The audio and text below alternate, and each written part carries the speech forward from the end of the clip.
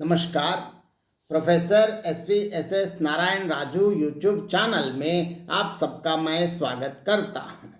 नागमती वियोग खंड के विभिन्न पदों की व्याख्या की इस श्रृंखला में और एक पद की व्याख्या मैं अब करने जा रहा हूं। सबसे पहले पद देखेंगे।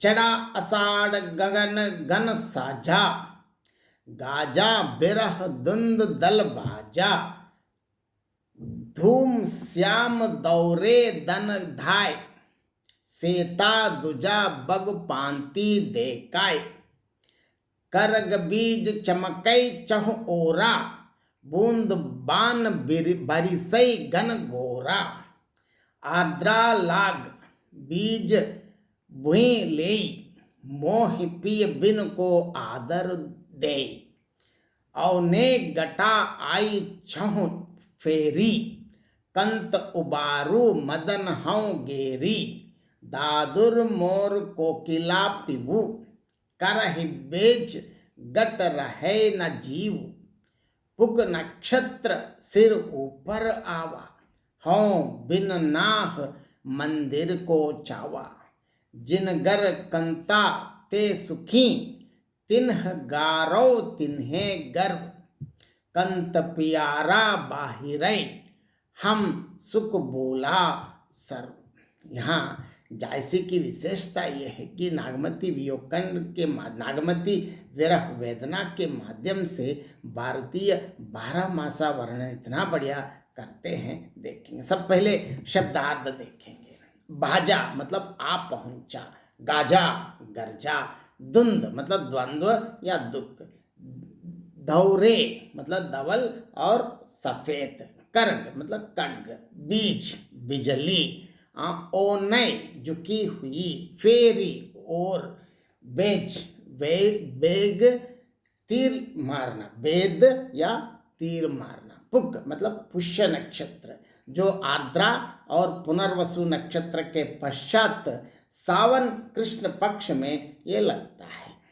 इसे अवधि प्रांतों में चिरैया कहते हैं। गारो मतलब गौरव या अभिमान कहते हैं। यहाँ देखिए, यहाँ इसमें कवि जिस प्रकार जायसी जहाँ नागमती वियोग खंड में 12 मासा वर्णन करते हैं। हम सब जानते हैं लोक गीतों में विरह की जो अवस्था में 12 मासों में विरहणी की दशा का वर्णन करने की एक पद्धति है। इसमें प्रत्येक ऋतु का प्रभाव विरहणी पर प्रदर्शित किया जाता है।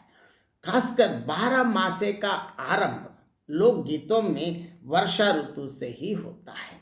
जायसी ने भी उसी पद्धति का अनुसरण किया है, क्योंकि मैंने पहले ही बताया था जो ये सूफी धर्म का प्रचार प्रसार इनका लक्ष्य होने के बावजूद भी भारतीय परंपरा के अनुरूप, क्योंकि वो किसको बताना चाहते हैं, भारतीय लोगों को बताना चाहते हैं, तो भारतीय पद्धतियों और उनके रीति रिवाजों के द्वारा वो सूफी धर्म का प्रचार प्रसार करना उनका लक्ष्य था।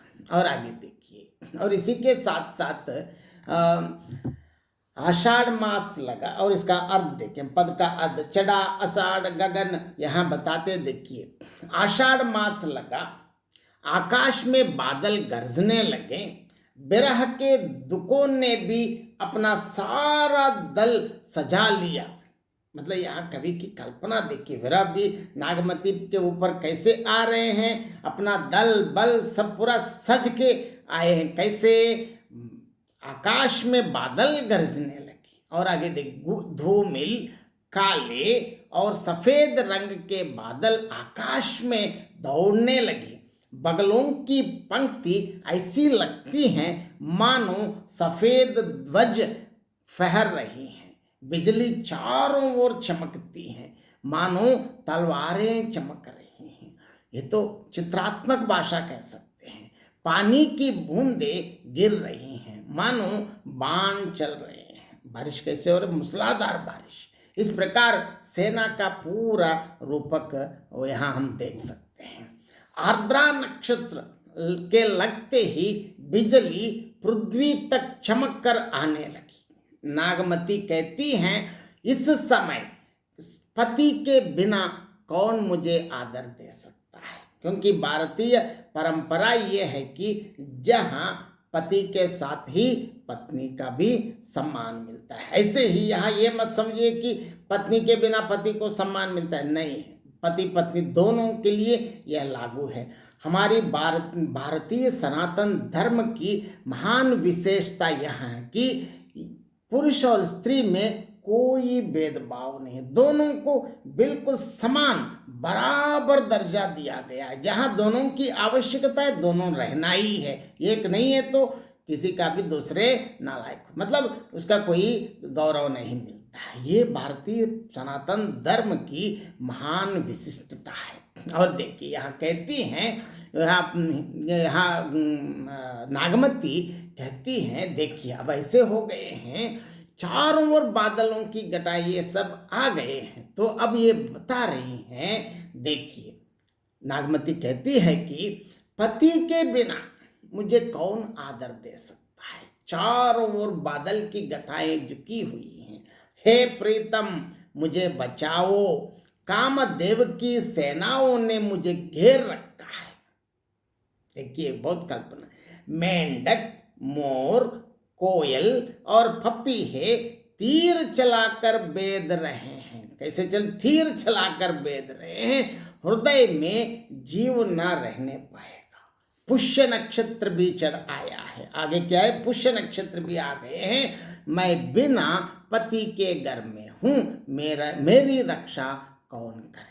और आगे अंतिम दोनों पंक्तियां बहुत विशेष की पंक्तियां कहते हैं, जिन गर कंता ते सुखी, तिन्ह गारो तिन्ह गर्व, कंत प्यार बाहिरे, हम सुख बोला सर्व। कहते हैं यहाँ देखिए इसकी विशेषता यह है कि आज जिनके घर में उनके पति हैं उन्हें गौरव और गर्व है, और मेरा जो प्रियतम है मुझसे बाहर है, इसलिए मेरे सभी सुख भूले हुए हैं। और यहाँ विशेषता ये है कि लोकगीतों में 12 मासा बहुत प्रसिद्ध है, खासकर हिंदी प्रांतों में 12 मासे में विरहिणी अपने परदेशी प्रियतम के लिए रोती हैं, चिल्लाती है और वेदना को जिस प्रकार अभिव्यक्ति करती है, और इसमें 12 मासा के माध्यम से विभिन्न कवियों ने वर्णन किया है। ऋतुओं का उद्दीपक रूप उसकी विरह वेदना को बढ़ाने वाला होता है। मलिक मोहम्मद जायसी ने पद्मावत में लोकगीतों में प्राप्त 12 मासा को ही काव्यात्मक रूप में प्रस्तुत किया गया है। गांव के लोग वर्षा ऋतु की सबसे अधिक महत्व देते हैं, वर्षा से ही कृषि का आरंभ होता है, इसलिए गांव में आनंद के प्रतीक त्योहारों तथा दुख के प्रतीक 12 मासों का आरंभ भी वर्षा ऋतु से ही होता है। इस पद में पद्मावत का 12 मासा आरंभ हो रहा है, क्योंकि मैंने पहले ही बताया था जिस प्रकार ये कवि लोग सूफी धर्म का प्रचार प्रसार इनका लक्ष्य होने के बावजूद भी जहाँ पहुँचना है तो उन्हीं के अनुसार पहुँचना है, ये बहुत बढ़िया जानते हैं। इसलिए भारतीय लोगों तक अपना धर्म प्रचार करना है तो भारतीय लोगों की यहाँ की परंपराओं के अनुरूप ही करने से शीघ्र उनके पास पहुंचने के लिए ये सुलभ मार्ग कह सकते हैं। यहाँ विरह की अवस्था का लोकगीतों तथा समृद्ध काव्य परंपराओं में खूब वर्णन हुआ है। कविगण भी वर्ष के एक एक महीने में विरहिणी की व्याकुल दशा का वर्णन करते हैं। इसे ही हम 12 मासा कहा जाता है। 6 ऋतुओं में से वर्षा ऋतु सर्वाधिक कामोद्दीपक मानी गई है, इसीलिए 12 मासा का प्रारंभ कविगण वर्षा ऋतु के प्रथम मास आषाढ़ से ही करते हैं। जायसी ने इस पद में विप्रलंब श्रृंगार के भाव विवाहों का परंपरायुक्त परंतु रमणीय चित्रण किया है। उन्हें ऋतु संबंधी नक्षत्रों का भी विशद ज्ञान है।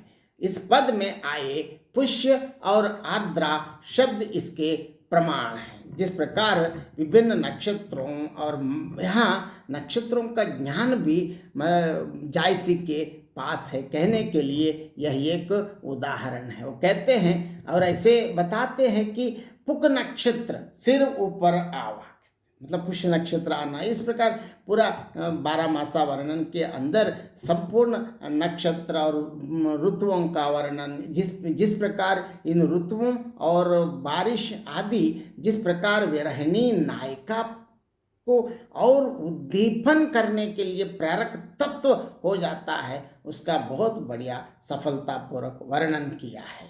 धन्यवाद।